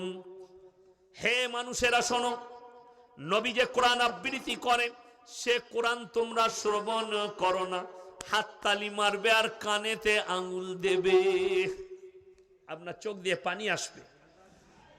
কেউ যদি হজ করতে না যেয়ে থাকেন, হজ করতে গেলে একবার মনে করে দেখুন, ওই তয়েফের ময়দান এখনো সাক্ষী দেবে তয়েফের পাথরগুলো, যে পাথর নবীজির রক্তে লাল হয়েছে। ওই তয়েফের মাটি, হযরতে মা আয়েশা সিদ্দিকা রাদিয়াল্লাহু তাআলা আনহা নবীজিকে বলছেন, ইয়া রাসূলুল্লাহ, 23টা বৎসরের মধ্যে আপনি কবে সব থেকে বেশি কষ্ট পেয়েছেন? নবীজি চোখের পানি ফেলিয়ে বলছে, তয়েফের ময়দানে। আবার বললেন, ইয়া রাসূলুল্লাহ, 23টা বৎসরের মধ্যে আপনার জীবনে সব থেকে বেশি কষ্ট কে দিয়েছে? নবীজি বললেন, তয়েফের ময়দানে। জিবরিল আমিন বললেন, ইয়া রাসূলুল্লাহ, আপনি যদি বলেন আমি একটা পর মারবো, পৃথিবীটা 7 বার ধ্বংস হবে। নবীজি বললেন, এদের নাসাল, এরা কোনদিন আমার কাছে ঈমান আনয়ন করবে। জোরে বলুন সুবহানাল্লাহ। নবীজি ক্ষমা করলেন যে নবীজিকে রক্তাক্ত করেছে তয়েফের মানুষ। নবীজি বললেন, আমার 23 বছরের জীবনীতে আমি যেদিনে সব থেকে বেশি কষ্ট পেয়েছি, আমাকে তয়েফের মাটিতে যেদিনে রক্তাক্ত করা হয়েছে। নবীজি বললেন, আমি ক্ষমা করে দিয়েছি আয়েশা, তারা আমার প্রতি একদিন ঈমান আনবে। আল্লাহর কসম, তারা ঈমান এনেছে নবীজির ব্যবহারে। জোরে বলুন সুবহানাল্লাহ। যে লোকটা আমার নবীজিকে গালি দিল, সে একটা মানুষ, তাকে তোমরা নবীজির কথা না ভেবে তাকে আগুন দিয়ে জ্বালিয়ে দিলে। শুধু তাই নয়, আমি এক্ষুনি শোনালাম, কোন মানুষ যদি কোন মানুষকে হত্যা করে, আল্লাহ কোরআনে বলেছে গোটা পৃথিবীর মানুষকে হত্যা করলো, হয়তো এই গালি দেওয়ার বদৌলতে আল্লাহ তাকে ঈমান দান করতে পারতেন। এরকম হয়েছে না হয়নি? আপনারা জানেন। হে বাংলাদেশের মানুষ, শুনে রেখে দাও, আমি যাইনি, আমার বক্তব্য শোনো। নবীজি সাল্লাল্লাহু আলাইহি সাল্লামের আপন চাচা যান, বাংলাদেশের যে হাজী সাহেব বাইরা হজ করতে যান, যারা জ্বালিয়ে পুড়িয়ে মেরেছে ওই বাচ্চাটাকে, হিন্দু ছেলেটাকে, তারা কান খুলে শুনে নাও। তোমরা হজ করতে গেলে না হলে হাজী সাহেব দিকে জিজ্ঞেস করে নাও, ওহুদের প্রান্তরে 70 জন সাহাবীর কবর আছে। সেখানে এমন একজন ব্যক্তির কবর, নবীজির চাচা যান হযরতে আমির হামজা রাদিয়াল্লাহু তাআলা আনহু। যখন যুদ্ধের ময়দানে নবীজির সামনে লাশ আনা হলো, হযরতে আমির হামজা রাদিয়াল্লাহু তাআলা আনহু, নবীজি হাঁটুগুলো গেড়ে বসে গেলেন আর কাঁদতে লাগলেন, আমার চাচার সঙ্গে এরকম ব্যবহার কে করেছে? গোটা গলা থেকে কলিজা থটটা বুক চিরে বার করে চিবিয়ে খেয়ে নিয়েছে। নবীজি কাঁদলেন আর বললেন, হে আমার সাহাবীরা, আমার চাচার হাল এরকম কে করলো? চেহারাটা ক্ষত বিক্ষত, কলিজা থটটা নেই, বুক চিরে বার করে চিবিয়ে খেয়েছে। ইয়া রাসূলুল্লাহ, তার নাম হিন্দা, সে আপনার চাচা জানের কলিজা থটটা চিবিয়েছে। যেদিনে নবীজি মক্কা বিজয় করেছেন, আর সাহাবীরা বললেন আজকে বদলা নেব। নবীজি বললেন, আজকে বদলা লিবার দিন নয়, আমি মুহাম্মদ আল্লাহ নবী, আমি দয়া করতে জানি, মায়া করতে জানি, ক্ষমা করতে জানি, আমি বদলা নিতে জানি না। বলুন সুবহানাল্লাহ। দলে দলে বেঈমান কাফেররা যখন ঈমান আনছেন, সেই দলের ভেতরে নিজের মুখটাকে লুকিয়ে আসছে হিন্দা। নবীজি বুঝতে পারলেন, মেম্বার থেকে দাঁড়িয়ে গেলেন আর বললেন, হে হিন্দা, বলো লা ইলাহা ইল্লাল্লাহ মুহাম্মাদুর রাসূলুল্লাহ, কলমাটা পড়ে নাও। আমি আল্লাহর নবী, দয়ার নবী, আমি ক্ষমা করতে জানি, দয়া করতে জানি, বদলা নিতে জানি না। নবীজি তার চেহারার দিকে তাকিয়ে কাঁদতে লাগলেন আর বললেন, হে হিন্দা, তুমি আজকে কলমা পড়েছো, আমি আল্লাহর নবী ক্ষমা করেছি, আল্লাহ তোমাকে ক্ষমা করেছে, কিন্তু যতদিন তুমি বেঁচে থাকবে আমার চোখের সামনে এসো না। তোমার চেহারা দেখলে আমার চাচা জানের কথা মনে পড়ে যাচ্ছে। তুমি আমার চাচা জানের কলিজা থট্টা বার করে চিবিয়ে খেয়েছো। নবীজি ক্ষমা করেছেন হিন্দাকে।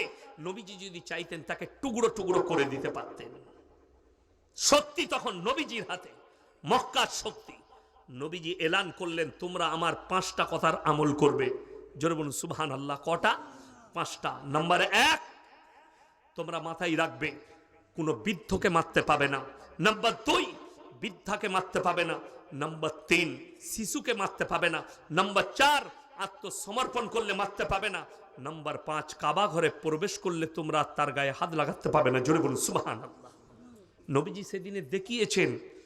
আমি বলে যাচ্ছি, নূপুর শর্মা বলে ভারতের একজন মহিলা গাল দিয়েছে, দিয়েছে না দেয়নি? ইসলামের কোনো ক্ষতি হয়েছে? ক্ষতি হয়নি। ক্ষতি হয়েছে বলুন?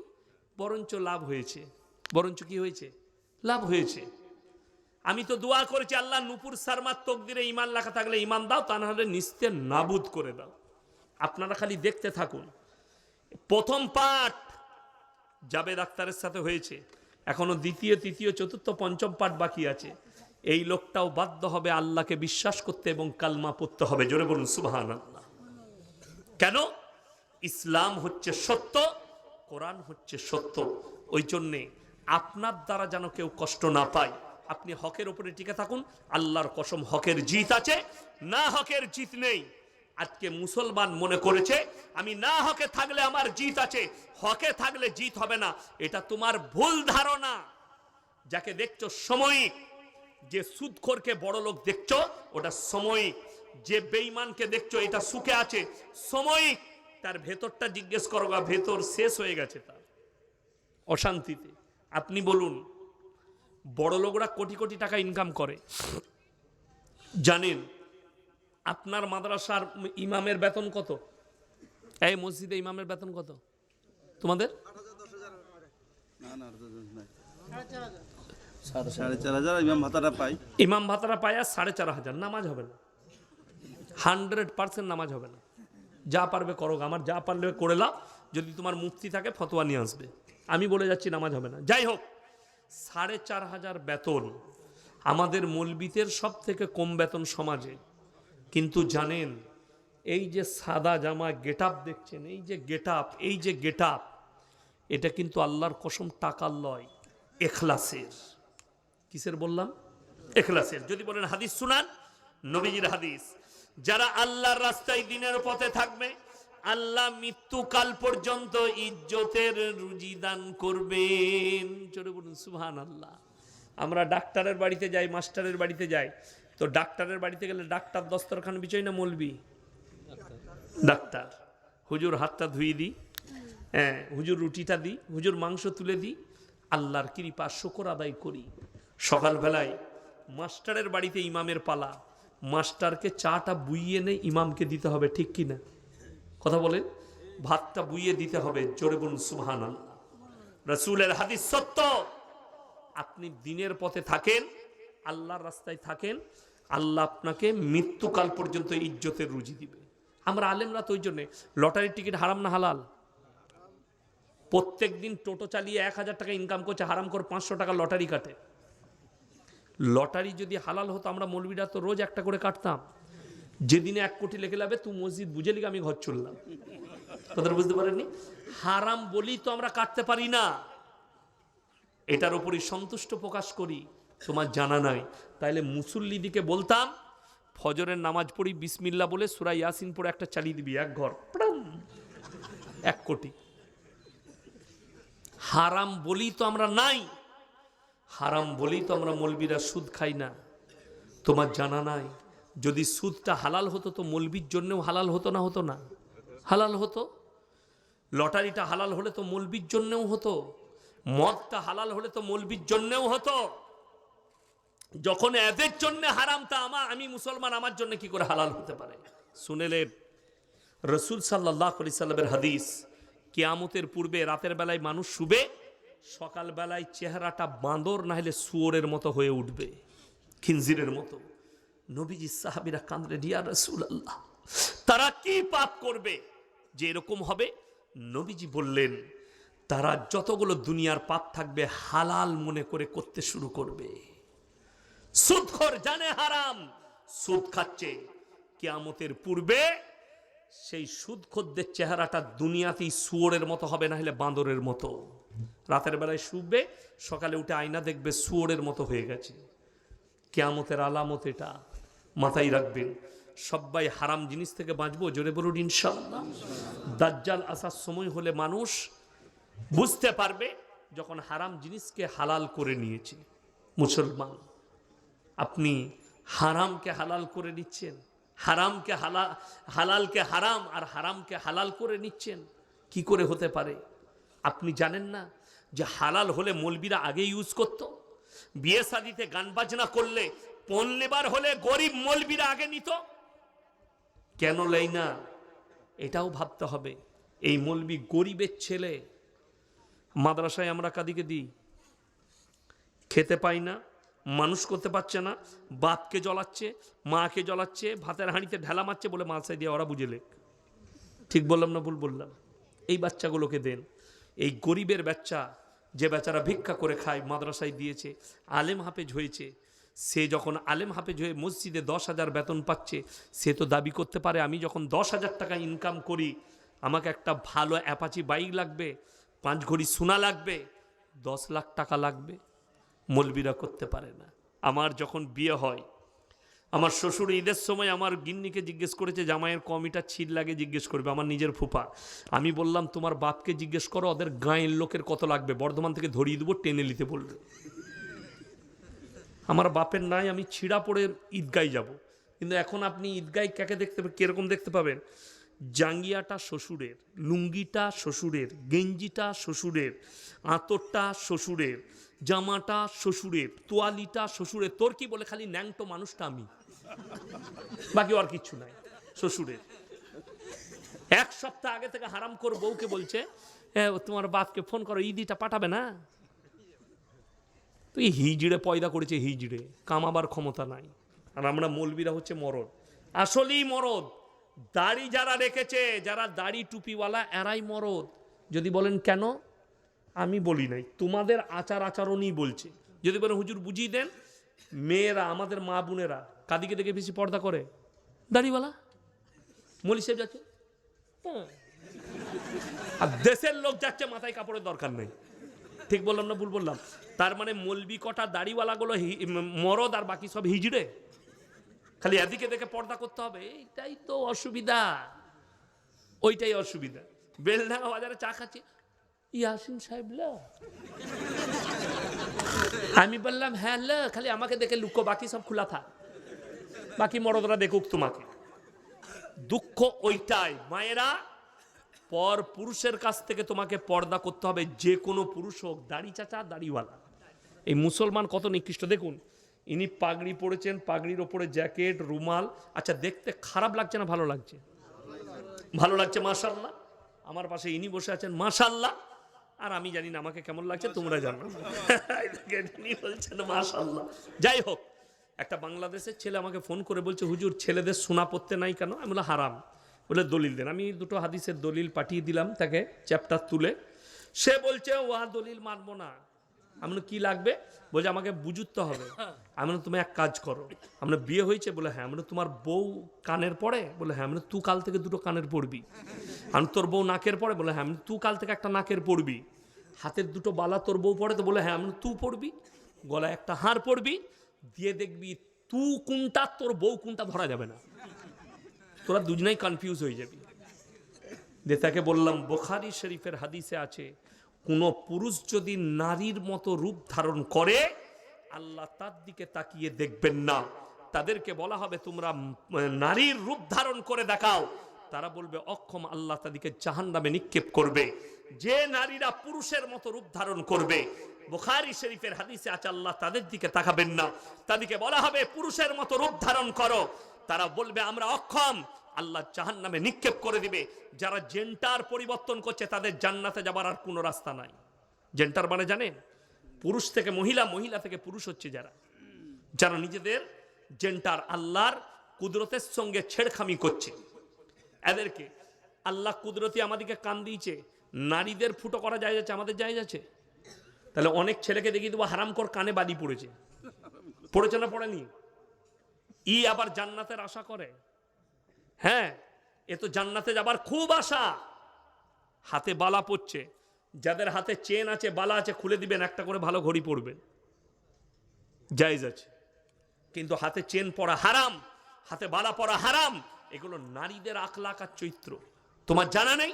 হাতে বালা পরা হালাল হলে মৌলবীরা আগে পড়তো, হাতে চেন পরা আগে জায়েজ হলে আমরা মৌলবীরা পড়তাম। তুমি পড়েছো একটা রূপোর চেন, আমি ইয়াসিন জলসা করি, আমি একটা সোনার চেন পরতে পারতাম, পারতাম না? পারতাম না। কিন্তু হারাম বলেই তো পড়িনি, হারাম বলেই তো ইউজ করিনি। বেটার বিয়েতে গান বাজনা করছো, হিজড়ে নাচাচ্ছ। আশা করি আপনাদের এখানে নাই, গান বাজনা হয়? হয়। তাহলে আপনি বলুন গান বাজনা ইসলামী শরীয়তে হারাম না হালাল? হারাম। তাহলে একটা মুসলমান কি করে গান বাজনা করতে পারে? আমার এক বন্ধু আমাকে দাওয়াত দিল, আমার শালা বলেছে আপনাকে দিয়ে বিয়ে পড়াবে। না আলহামদুলিল্লাহ, কিন্তু আমি কোনো গান বাজনা অবৈধ কাজ হলে সেই জায়গায় থাকি না। আমি আত্মীয়র বিয়ে থেকেও পালিয়ে যাই। বলে হুজুর কিচ্ছু হবে না। আমি ড্রাইভারকে বললাম মুর্শিদাবাদে জলসা আছে, চল আগে আগে বেরিয়ে যাই, খানা খেয়ে বেরিয়ে যাবো। চলে এলাম। তো একটা মেয়ে একটা নাকের একটাই হবে না, আমাকে দিলে 5টা দিতে হবে। হয়ে যাবে? তাহলে 5টা তুমি আদায় করে নিয়ে এসো। যাই হোক, তো আমি গাড়ি নিয়ে বেরিয়ে গেলাম, মুর্শিদাবাদে জলসা আছে, খেয়ে দিয়ে চলে যাব বিয়ে পড়িয়ে। আমি যখন ঢুকলাম আমাকে বললো হুজুর এইটাই হবে। ঢুকে তখন দেখছি ডিজে বাজছে, ডিজে। আমি বললাম না, আমাকে তো বলেছে এসব কিছু হবে না, তাহলে এই বিয়ে বাড়ি হতেই পারে না। মেয়ের বাপটা ছুটে এসে বলছে হুজুর এই বাড়িটাই। না তো, আমাকে তো এরকম কথা হয়নি, গান বাজনা হবে না। ওটা ছোট ছেলেরা বাজে, যেমন তুমি হিজড়ে, ছোট ছেলেরা বাজে তুমি হিজড়ে। আমি বললাম এই বিয়ে ইয়াসিন সাহেব পড়াই না, তোমাদের জানা নাই। আমি আমার নিজের আত্মীয়র বিয়ে থেকে পালিয়ে এসেছি, পা গাড়ি থেকে বার করি না, আমার ড্রাইভার জানে।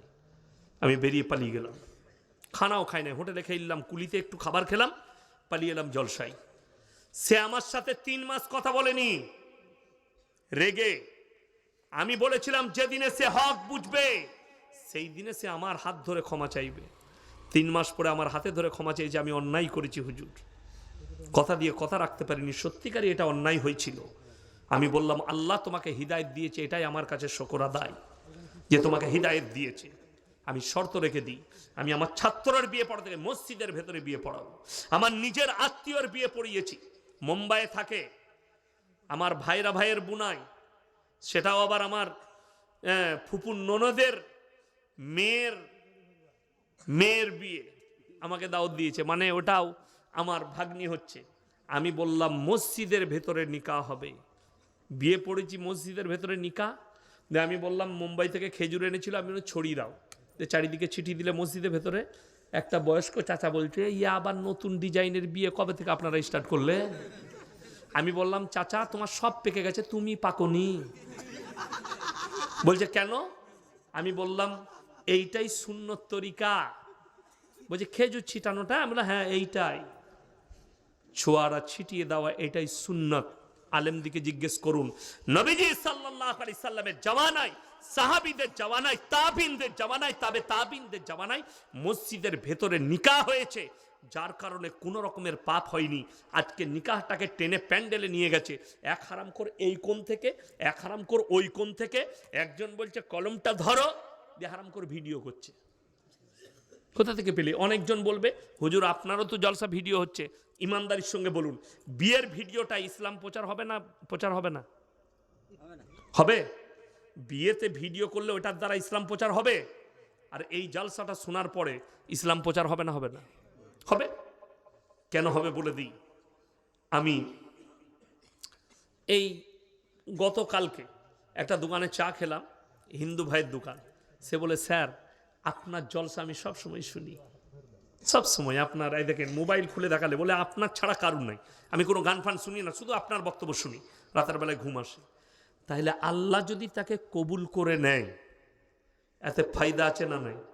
ফায়দা আছে। একটা অমুসলিম ভাইয়ের কাছে ইসলামের দাওয়াত পৌঁছাচ্ছে এটার দ্বারা, কিন্তু তোমার ভিডিওর দ্বারা কার কাছে দাওয়াত পৌঁছাচ্ছে? এই যে আর এক হারামখোরের উৎপত্তি হয়েছে, এই মুর্শিদাবাদের নদিয়া বাড়ি শফিক না কি নাম ওই হারামখোরটা, শফিক।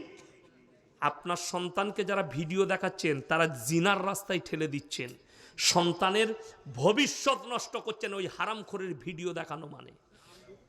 আমাকে যদি একদিনের জন্য মুখ্যমন্ত্রী করেন, 24 ঘন্টার ভেতরে এই হারামখোর যারা নাচানাচির ভিডিও করছে জেলের কুঠরিতে ভরে আদিকে ফাঁসি দিয়ে দেব। যারা কোরআনকে ধ্বংস করছে, আমাদের বাচ্চাদিকে ধ্বংস করছে।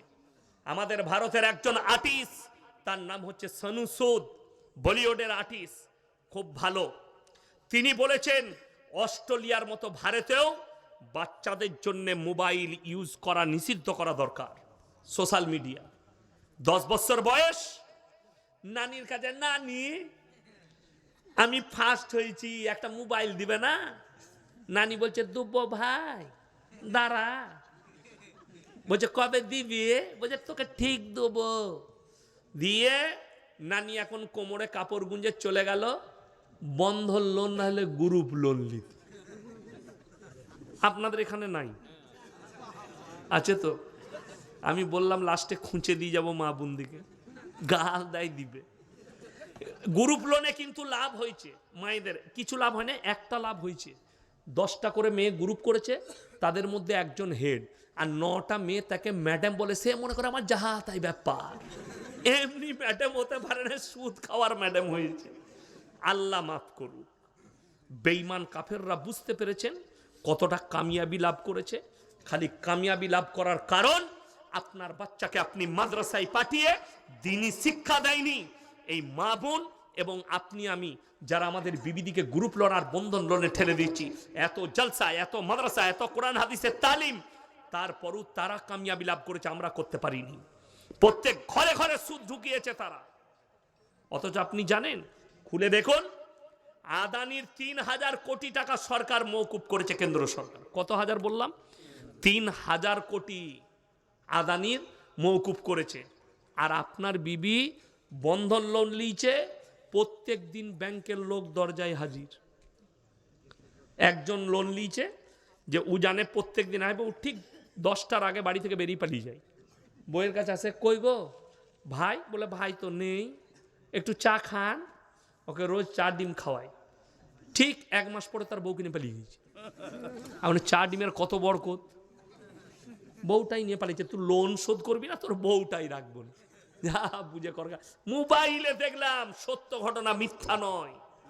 আমি আপনাকে বলে যাই, মা বোন যারা আছেন, আল্লাহর কসম করে বলছি, পর্দা কতটা জরুরি জানেন? পর্দা যদি ইসলামে না থাকতো তো তোমাদের থেকে আগে আমরা বৌদিকে নিয়ে পার্কে ঘুরতে যেতাম, রেস্টুরেন্টে খেতে যেতাম, দামি দামি জায়গা যেতাম। শুনেছেন, যদি মুর্শিদাবাদে আমি এত জলসা করি, আমি কিন্তু উত্তরবঙ্গে ছাড়া জলসা লিই না, দক্ষিণবঙ্গে আমার জলসা নেই। সেদিনে খড়গপুরে একটা জলসা করেছি, আমি যাব না, ছাড়বে না। আমি বললাম আমাকে কিন্তু 50,000 টাকা লাগবে। বলে 45ই লাগবে আমাকে, অ্যাকাউন্টে ভরে দিলে। বলে আসতেই হবে, করতে হবে জলসা। 45,000 টাকা দিয়েছে জলসায়। আমি লুবো না, ছাড়বে না। আমি দক্ষিণবঙ্গে করি না। কেন? জলসা শোনার মানসিকতা নাই। 10টার পরে লোক খেয়ে দিয়ে পালিয়ে যায়, বিরিয়ানি খাবার জলসা। কিন্তু মুর্শিদাবাদ, নদিয়ায় মাশাল্লাহ মানুষ দিনের কথা শুনে। আপনারা বসে আছেন, আপনাদের কিভাবে শুকর আদায় করবো আমি ভেবে পাচ্ছি না। আপনারা আমার সাথ দিয়েছেন, আমি বুঝতে পারছি ঠান্ডা আমাকেও লাগছে, তারপরেও আমি কথা রাখছি। আপনারা যে আমার সাথ দিচ্ছেন, আমি জান ভরে আপনাদের লেগে দোয়া করব। যাই হোক, আমি যেটা বোঝাতে চাইছি, যে পর্দা এত মারাত্মক জিনিস। কোরআনে আছে, ওয়াদরিব খুমুরিহিন্না আলা জুনুবিহিন। হে নারী, তোমরা পর্দা নির্ধারিত করো, কোনোদিন ধর্ষিত হবে না, লাঞ্ছিত হবে না, তোমরা কোনোদিন খারাপ জায়গায় পৌঁছাবে না। আজকে ভেবে দেখুন, গোটা পশ্চিমবাংলার, আমার বাজারে না ভাই, রেকর্ডিং হচ্ছে, এতগুলো ইউটিউবার আছে, রেকর্ডিং হচ্ছে, সবাই দেখবে। আমার জেলার লোক, আমার কাছের লোক। আজকে আমার সাথে এসছে আমার নাসির ভাই, নার্সিংহোমের মালিক, তিনিও জানেন। আমার গিন্নি, কোনো বাপের বেটা বর্তমান টাউনে কিংবা গোটা গলসি বাজারে, আমার থানার নাম গলসি, কেউ যদি বলতে পারে ইয়াসিন সাহেবের স্ত্রী বোরকা পরে পর্দার সঙ্গে একটা রুমাল কিনেছে, আমি তার জুতোর মালা পরবো ইনশাআল্লাহ। জীবনে কেউ বলতে পারবে না।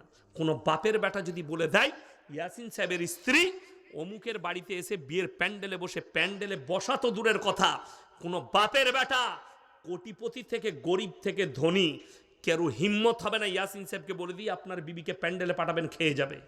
তার জন্য আবার জুতো রেডি আছে। আমার বিবি, আমাদের বিবি আজকে একটা প্যান্ডেলে মরদ আর মেয়ে একসাথে বসে খাচ্ছে, ঠিক কিনা? আরে এমন পোশাক পরে নারীরা আছে, শয়তানু এদিকে দেখে লজ্জা পায়। রাসূলের হাদিস, মায়েরা শুনেন, আখরি জামানায় নারীরা পোশাক তো পরবে, তারপরও ন্যাংটো থাকবে। কেমন বলে দিই, এখন বোরকা বেরিয়েছে, কিন্তু স্কিন টাচ একদম টাইট হয়ে লেগে আছে, সব বোঝা যাচ্ছে। এটা শরীয়ত সম্মত বোরকা নয়, শরীয়ত সম্মত পর্দা নয়।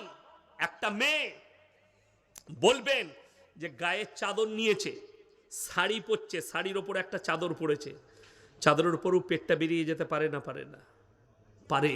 ওই জন্যই তো বোরকা। আপনার স্ত্রী শাড়ি পরছে, আমি নিষেধ করবো না, এটা আঞ্চলিক পোশাক, কিন্তু বাইরে বের হলে সে যেন একটা বোরকা পরে, এমন বোরকা পরবে বাইরে থেকে যেন বোঝা না যায় এর ভেতরে যে নারীটা আছে কে আছে, তার গঠনটা কেমন, এটা যেন বোঝা না যায়। আমাদের দেশে তো এখন বিয়ে হচ্ছে এরকম প্যান্ডেল করছে, প্যান্ডেল করে জামাই আর বউকে বসাচ্ছে, দুটো চেয়ার দিয়ে বসাই না, বসাচ্ছে, দিয়ে গোটা দেশের লোক দেখ আমার বউ এইটা। আর ওর বন্ধুরা যখন আসবে তখন বলা বলি করবে, 4-5টা বন্ধু এসছে, হ্যাঁ বউটা ভালোই হয়েছে, ও বলবে দেখবে মালটা কেমন পেয়েছে, তোর বউকে মাল বলবে। এটা বাস্তব বলছি। আর হাদিস কোরআন বলছে যে তোমার বিবি হলো, অর্ধাঙ্গিনী হলো, তুমি ছাড়া যেন পৃথিবীতে কেউ তাকে না দেখে, কেউ না দেখে। আমার বিয়েতে আমার কয়েকটা বন্ধু এসছিল, ক্লাস ফ্রেন্ড, তো আমাকে বললে ভাবির সাথে দেখা করব। আমি তাকে বললাম ওই বই তো আমি পড়ি নাই, তুই কি করে পড়লি? তুই তো আমার সাথে পড়েছিস। আমার সাথে তাহলে আর সম্পর্ক রইল না, সম্পর্ক ছিন্ন করে দাও। কিন্তু এই বই ইয়াসিন পড়েনি, কোনো রকমের চান্স নাই, আমার অর্ধাঙ্গিনী আমি ছাড়া কেউ দেখবে না। তোমাকে কে বললে? আমি বললাম আবার আমার মাদ্রাসায় ভর্তি হ, মৌলবি পর, তবে বুঝতে পারবি ইয়াসিনের কাছে দরজগায় বসলে, তবে জানতে পারবি পর্দা কি। আমরা তোমার বাড়ি, তোমার মুখের ভাষাতে বোঝা যাচ্ছে তোমার পরিবেশ কি আছে। বড় কষ্ট লাগে। ইয়াসিন সাহেবকে আপনি ভালোবাসতে পারেন, আমার সঙ্গে মহব্বত থাকতে পারে, আপনি আমাকে বাড়িতে ডেকে আপনার মেহমানখানায় 1 কাপ চা খাওয়াতে পারেন, ঘরে নিয়ে বসুন, কই গা তোমার ভাই এসছে ইয়াসিন সাহেব, নিয়ে একটু ভাবির সাথে গল্প করুন, আমি মিষ্টি নিয়ে আসি। হারাম কর 3 দিন তোর বইয়ের সাথে ওরকম গল্প করতে পেলে 4 দিনের মাথায় তো আমি এমনি নিয়ে পালাবো। কথাটা বুঝতে পারেননি? আর রেখে যাব ওকে, এমনি নিয়ে পালাবো। ওই জন্য অনুরোধ করছি, পর্দা সবাই করবেন ইনশাল্লাহ, পর্দা অবশ্যই করেন। আপনার দরজায় লিখে দেন বিনা অনুমতিতে প্রবেশ নিষেধ পরপুরুষের জন্য। আপনি বাড়ির পুরুষ, আপনি বাইরে গেছেন, বাজার গেছেন, বেলডাঙ্গা গেছেন কিংবা সারগাছি গেছেন, ঘুরে এসে যখন ঢুকবেন দরজায় সালাম দিয়ে ঢুকতে হবে, আসসালামু আলাইকুম জোরে বলবেন। কেন জানেন? আপনার বিটি আছে, বউ আছে, বৌমা আছে, বোন আছে, তারা বাড়িতে মেয়েরা কাজ করে না, করে না, কাজ করতে করতে মাথার কাপড় সরে যেতেই পারে, পিঠের কাপড়টা সরে যেতেই পারে। যখনই সালামের আওয়াজ পাবে সবাই নিজেকে ঢেকে নিবে, আপনারও চোখ হিফাজত হবে, ইজ্জত বেঁচে যাবে। কিন্তু আমাদের দেশে হোলসেল করা আছে, পাড়ার ছেলে আসছে, কই গো ভাবি কি করছো, আর ভাবির গায়ে কাপড় নাই।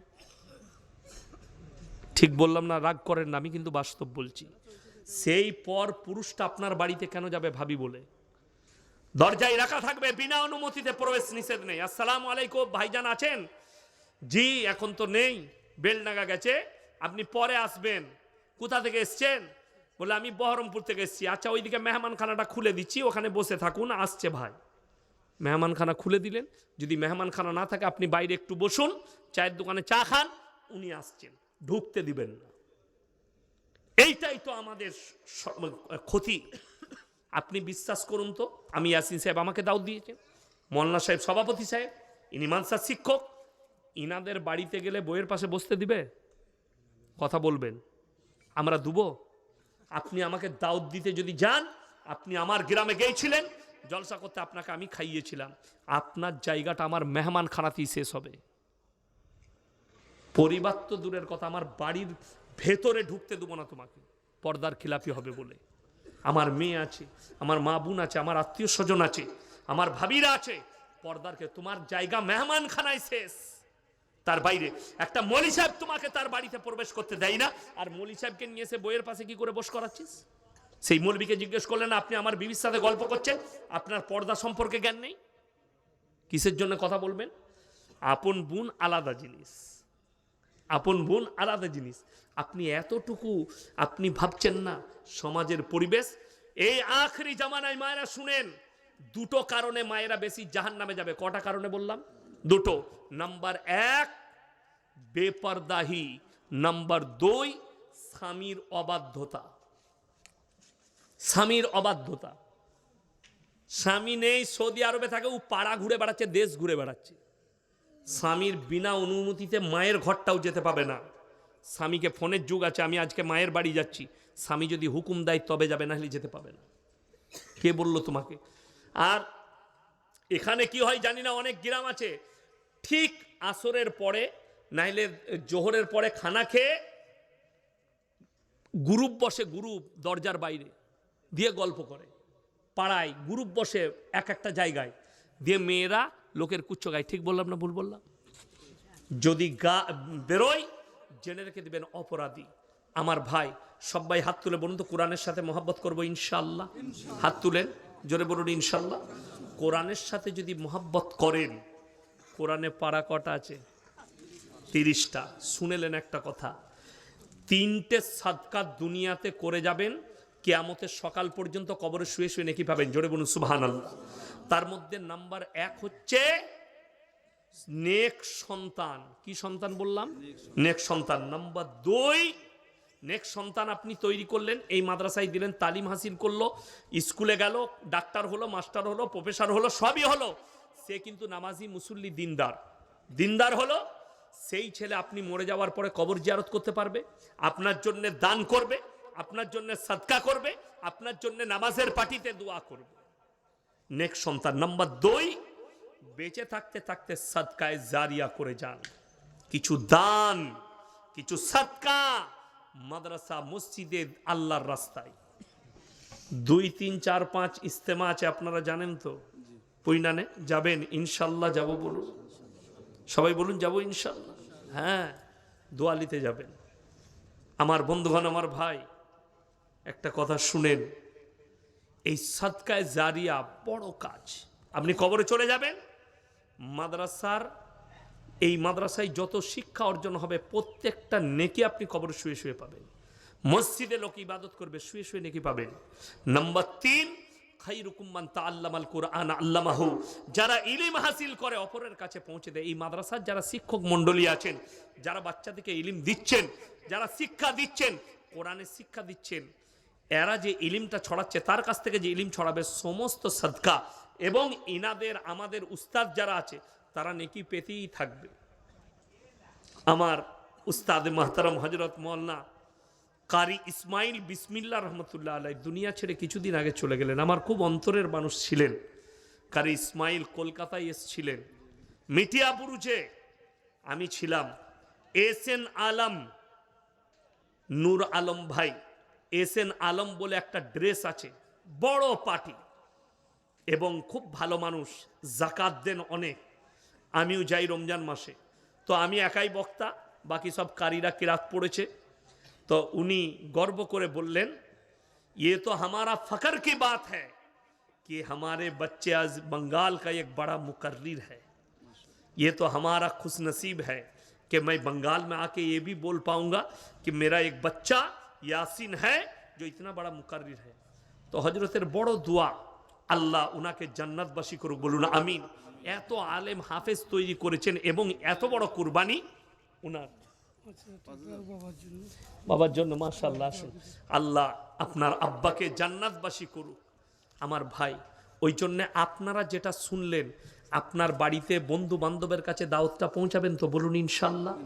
প্রথম থেকে শেষ পর্যন্ত যা শুনলেন, যেটা আপনার ব্রেনে থাকবে, স্ত্রীকে গিয়ে দাওয়াত দিবেন। দেখো, পর্দার কথা বলে গেছে, তুমি পর্দা করো, বের হও না, তোমার প্রয়োজন আমি মিটাবো। স্ত্রীকে দাওয়াত দিবেন, নামাজটা পড়ো। বাচ্চাকে দাওয়াত দেন, নামাজ পড়ো।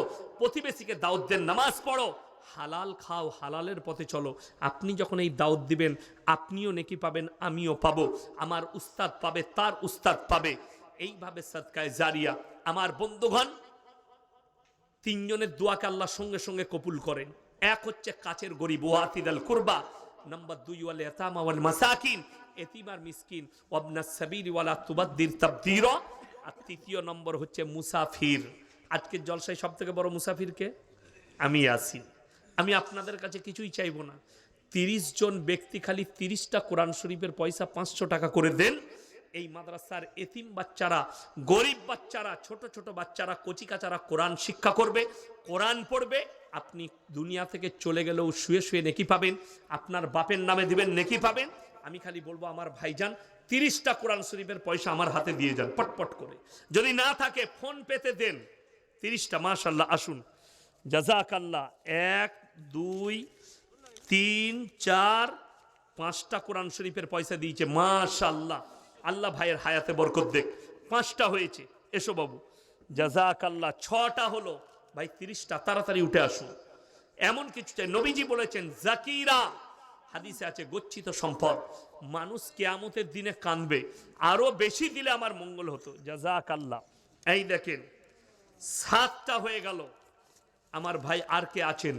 7টা, আসুন জাযাকাল্লাহ, আসুন ভাইজান। মাশাল্লাহ 8টা হয়ে গেল, আমি 30টা চেয়েছি, এসো বাবু। মায়েদের মধ্যে যদি কেউ থাকেন, এই শোন, হাতটা দাও, এই আংটিগুলো খুলে দিবে, ঠিক আছে? এগুলো মাস্তানরা পড়ে। মাশাল্লাহ, কটা হলো গো? 9টা। মাশাল্লাহ 10টা, জাযাকাল্লাহ। 11টা, মাশাল্লাহ। 12টা, 13টা, 5টা আছে, 13 আর 5 কত? 18, মাশাল্লাহ। 19, 20, 21, মাশাল্লাহ। 22, 23, 24, তাড়াতাড়ি উঠে আসুন। মায়েদের মধ্যে কে আছেন? কটা দিবেন? ও 25, এসো বাবু। 26, 27, মাশাল্লাহ। 28, জাযাকাল্লাহ। 28টা হলো মাশাল্লাহ। 29 দেন, জাযাকাল্লাহ। 30, 31, 32, 33, 34টা, 35, মাশাল্লাহ। 36, 37, 38, আসুন ভাই, মাশাল্লাহ। 39টা, জাযাকাল্লাহ, আসুন মাশাল্লাহ। 40টা হলো। হ্যাঁ গো ভাই, আর 10টা হবে না ইনশাল্লাহ। সেদিনে জানেন আমি বারুইপুরে একটা কথা বলেছি, যে দানে তোমরা মুর্শিদাবাদ নদিয়াকে পারবে না, দানের হাত বেশি। আপনাদিকে ফেল করে দিয়েছে বাপ। হ্যাঁ, বারুইপুরের লোক আপনাদিকে ফেল করে দিয়েছে কলকাতা। মাশাল্লাহ, আসুন জাযাকাল্লাহ। এই দেখেন 41, নগদ একটা কোরআন শরীফ বেনামে দিয়েছে। 42, মাশাল্লাহ। 43, আমার ভাই। আর কেউ আছে? আর কি আছে? রফিজের ছেলে কালু 5,000 টাকা। রফিজের ছেলে কালু 5,000 টাকা ওয়াদা। কটা হলো? 43, 44, 45, 45। আনিস ভাই 2000, মাশাল্লাহ। আর কে আছেন? আলমজান মিত্র 1 বস্তা সিমেন্ট, মাশাল্লাহ। আল্লাহ দানকে কবুল করুক, জান্নাতি করুক। আর কে আছে? আরফানা মিতো 1 বস্তা সিমেন্ট, আল্লাহ জান্নাতি করুক। এই দেখেন 46টা হলো। 47, নানা নানির জন্য নগদ 500 টাকা দিয়েছে। আল্লাহ ওনার নানা নানিকে জান্নাতি করুক, আল্লাহ কারোবারে বরকত দেখ। 48, হাসেরউদ্দিন মিতো 1 বস্তা সিমেন্ট, আল্লাহ ওনাকে জান্নাতি করুক।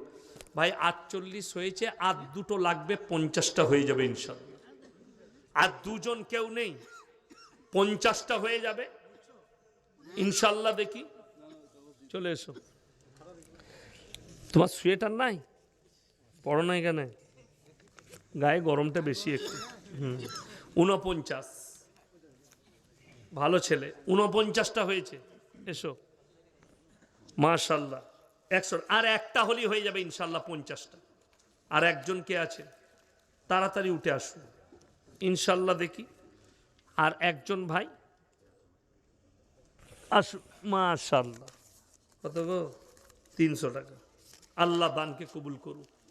ভাই তাড়াতাড়ি আসুন, জাযাকাল্লাহ। আবার 51টা করে দিলে তাহলে আর 9টা দেন বাপ। গোলমাল আমি ভালোবাসি না একদম। তাহলে যখন 51টা হয়ে গেল, তাহলে আর 9টা করে দেন, 7টা হয়ে যাক ইনশাল্লাহ। সময় বেশি লুবো না, মাত্র 5 মিনিট সময় লুবো, দোয়া করে দেবো 5 মিনিটের ভেতরে। আচ্ছা, এরকম আল্লাহর বান্দা কেউ আছেন ওয়াদা করবেন 5টা দিবেন 1 সপ্তাহের মধ্যে, 15 দিনের মধ্যে? দেখি মাশাল্লাহ, কে আছেন? কোন আল্লাহর বান্দা আছেন? 5টা মাত্র, 51টা হয়েছে, জাযাকাল্লাহ। আসুন মাশাআল্লাহ। এই দেখেন 52টা হয়ে গেল। 700 টাকা দিয়েছে ভাই, আমি কিন্তু একটাই ধরবো, 200 টাকাটা ওই দিকে বাঁয়ে, তাইলে 52 হলো। তাইলে আর মাত্র 8টা লাগবে ইনশাল্লাহ। হ্যাঁ এসো দেখি, জাযাকাল্লাহ। এই দেখেন 53। মায়েদের কাছ থেকে আসে নাই যে গো একটা গেইছে কই, 52টা হলো। দোয়া করে দেবো যেন খালা লক্ষ্মীর ভান্ডার বাড়িয়ে দেয়, নাহলে এমন দোয়া দেবো ওটাও বন্ধ হয়ে যাবে। ঝামেলা এমনি চলছে, কথাটা বুঝতে পারেন না? ঝামেলা এমনি চলছে, বন্ধ হয়ে যাবে। দাও দোয়া করব যেন বেড়ে যায়। হ্যাঁ কটা হলো? 53টা। মাশাআল্লাহ। 54টা হলো। তাহলে আর 6টা লাগবে বাপ ইনশাল্লাহ। দেখি, আমি জানি মুর্শিদাবাদের মাটিতে হয়ে যাবে ইনশাল্লাহ। আর মাত্র 6টা হলেই হবে। এসো, জাযাকাল্লাহ। এই দেখেন মাশাআল্লাহ। কি নাম তোমার? রমজান। বিয়ে হয়েছে? হয়েছে মাশাআল্লাহ। বিবির সঙ্গে ভালো ব্যবহার করবে, ঠিক আছে? কি করো? ফেরি করো। আল্লাহ তোমার বরকত দেয়। দেখুন হালাল ইনকাম করে খায় মাশাআল্লাহ। কটা হলো? 55। 56। মুখটা খোল দেখি। হ্যাঁ মাশাআল্লাহ। 57। এই তুমি শুনো, কি বলে আমাকে ভালোবাসো? জলসা শুনো, হ্যাঁ শুনো, হাত মিলো, জলসা শুনো তো। তাইলে আমার চুলটা দেখো, তোমারটা দেখো। তুমি হানি সিং এর মতো চুল কেটে। বর্ধমান নানির বাড়ি? মাশাআল্লাহ। কুসুম গ্রামে? কোন গ্রাম? মোড়েই। আমি তোমার নানিকে বলছি, দাঁড়াও। আমাদিকে ভালোবাসো আর এরকম চুল কেটেছো। চলো 58। 59 হয়ে গেছে বাবা, আর একটা হলেই হয়ে যাবে ইনশাআল্লাহ। জাযাকাল্লাহ। 60 দেন। 61। মাশাআল্লাহ। আল্লাহ 61টা হয়ে গেল। তাহলে তো আর 9টা লাগবে আবার। না না পালাবেন না, এই যে কেউ চলে যাবেন না, আমি দোয়াটা করে দিচ্ছি। একটা গজল শোনাবো, দিয়ে গজল শুনবেন? তাহলে আর 9টা দিয়ে দেন না, গজলটা শুনিয়ে দিই ইনশাল্লাহ। দেখি ফট করে। হ্যাঁ হ্যাঁ, আমি বর্ধমানের লোক, অত বুকালয়। আগে দাও 9টা। হ্যাঁ আচ্ছা, ছেলে অসুস্থ আছে, সবাই দোয়া দেন তো আল্লাহ উনার ছেলেকে সুস্থতা দান করুক, বলুন আমিন। 62টা। 63। মাশাআল্লাহ। 64। 65। 66। আল্লাহ আর মাত্র 4টা লাগবে। এটারই নাম মুর্শিদাবাদ। জোরে একবার বলুন সুবহানাল্লাহ। সেই দিনে দেখলাম গো বাবরি মসজিদে আড়া গাড়ির মতো পড়ছে মাল, এটার নাম মুর্শিদাবাদ। জোরে বলুন সুবহানাল্লাহ। এতগুলো মাদ্রাসা চলছে আপনাদের দনখাইরাতে। আমি প্রত্যেকটা জেলায় বলি যে মুর্শিদাবাদ নদিয়াকে দানেতে মানুষ পারবে না। মাশাআল্লাহ। ওটা হলো 67। মাশাআল্লাহ। আর মাত্র লাগবে 3টে ইনশাআল্লাহ। একজন আল্লাহর বান্দা 3টে কে দিবেন? ফট করে হাত তুলে চলে আসুন। মাশাআল্লাহ। এসো, হাতটা বিলিয়ে যাও। জাযাকাল্লাহ। দেখেন 70টা হয়ে গেল। 71টা হলো। এই হুজুর ঝামেলা ছাড়বে না। 71টা হয়ে গেল আবার, কি বুঝলেন?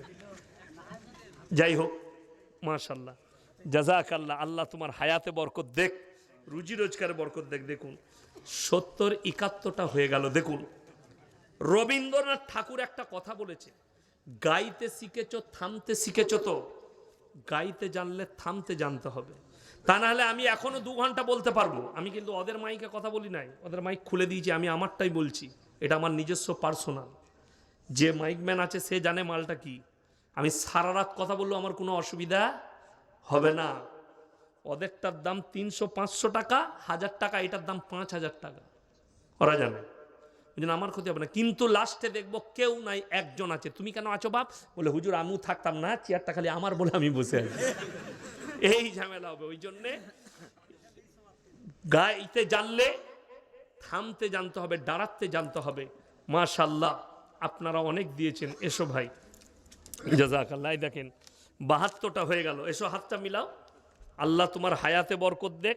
মাশাআল্লাহ। এই দেখুন, হাতেই সুতো পরবেন না, আপনি একটা ঘড়ি পরবেন, ঠিক আছে?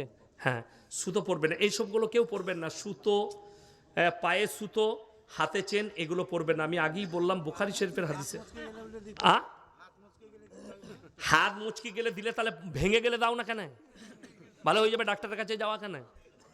কথাটা বুঝতে পারেননি? দোয়া তো করবই, গজলটা তাহলে শোনাবো না? তুমি ঘর যাও না, আহা, মিষ্টি খাবা? জুম্মা পড়তে যাওনি বাবরি মসজিদে? গেলে তো ওখানে মিষ্টি দেয়নি? তুমি পাওনি, পেছনের কাতারে গেলে। আল্লাহু আকবার। উসমান ডিলার ভাই 5,000 টাকা। জোরে বলুন নারাই তাকবীর। দেখলেন শেষ বেলাতে 10টা কোরআন শরীফের পয়সা, তাইলে 62 না 72 গো, 72 আর 10 কত বাবা? 82। আমি গজল শোনাচ্ছি, আপনাদিকে অনুরোধ করছি, এই গজল শেষ হতে হতে আমি দোয়া করব। এই গজলের মধ্যেই 10, 20, 150 আমি মুসাফির মানুষ দোয়া করব। যে যা পারবেন আমার হাতে দিয়ে যান। গজল পড়তে পড়তে এই মাদ্রাসার জন্যে, এতিমদের জন্যে এই আঁচলে দিয়ে যান। গজল পড়া শেষ, দোয়া করে দেবো, জলসা শেষ।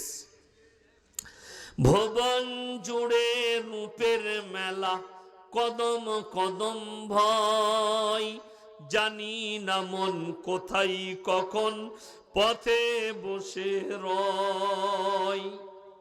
ভুবন জুড়ে রূপের মেলা, কদম কদম ভয়, জানি না মন কোথায় কখন পথে বসে রয়। আমার চলার পথে প্রিয় কাঁটার ছড়া ছড়ি, আর পারিনে সামলাতে মন তোমার পায়ে পড়ি। তোমার প্রেমের পীযুষ পানে ধরার বুকে রস, তোমার গুণের কিরণ গুণে গুণীর যত যশ। নীল আকাশে লতাই পাতাই তারাই চাঁদে হাসি, নিখিল জুড়ে যেথাই দেখি শুধুই তোমার মোহনবাসী। ইউসুফের ওই রূপের ভেতর তোমার রূপের আশিস মাগি। ঈসা মুসা ইব্রাহিম দাউদ নবী সবই, ঈসা মুসা ইব্রাহিম দাউদ নহু সবই, সবার গুণে গুণী তুমি ওগো আমার প্রিয় নবী। সকলে বলুন সাল্লাল্লাহু আলাইহি ওয়াসাল্লাম।